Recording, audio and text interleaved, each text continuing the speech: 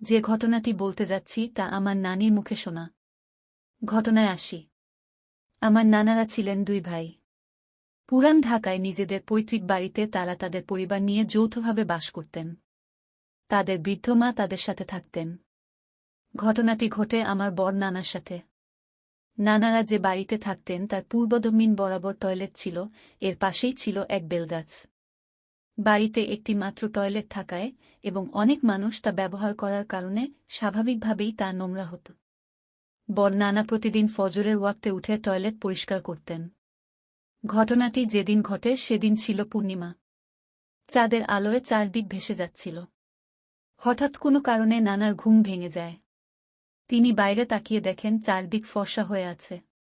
তিনি মনে করেছিলেন ফজরের ওয়াক্ত হয়ে গেছে। তো একটি ঝাড়ু, এক বালতি পানি ও একটি হারিকেন নিয়ে টয়লেট পরিষ্কার করতে গেলেন। চোখে ঘুম থাকার কারণে তিনি বুঝতেই পারেননি তখনও ভোর হতে অনেক দেরি। টয়লেটের কাছাকাছি গিয়ে তিনি দেখেন তার মা টয়লেটের সামনে বসে আছে আর ঘুমাচ্ছে। তিনি বললেন, মা, এত রাতে এখানে কি করো? তার মা বলল, বাবা, আমি টয়লেটে এসেছিলাম, ফেরার পথে পড়ে গেছি।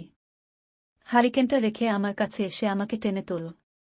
নানা হারিকেন রেখে তার মার দিকে যেতে লাগলেন। হঠাৎ পেছন দিক থেকে তার মা তাকে ডাক দিল, ইউসুফ, কার সাথে কথা বলছিস? এত রাতে টয়লেট পরিষ্কার করতে এসেছিস কেন? কেবল রাত 2টা বাজে। তিনি পিছন দিকে ঘুরে দেখেন তার মা হারিকেন হাতে দাঁড়িয়ে আছে। টয়লেটের দিকে তৎক্ষণাৎ ঘুরে দেখেন সেখানে কেউ নেই। সাথে সাথে তিনি মাথা ঘুরে পড়ে যান। তার অনেক জ্বর আসে। 3 দিন পর তার জ্বর কমে যায়। এরপর একজন হুজুর ডেকে আনা হয়। তিনি বাড়িতে ঢুকেই বলেন, এখানে খারাপ একটা জিনিস আছে। টয়লেটের পাশের বেলগাছটাই ওটার আস্তানা। সেদিন রাতে নানার মা যদি নানাকে না থামাতেন তাহলে জিনিসটার কাছে গেলেই তা নানাকে মেরে ফেলত।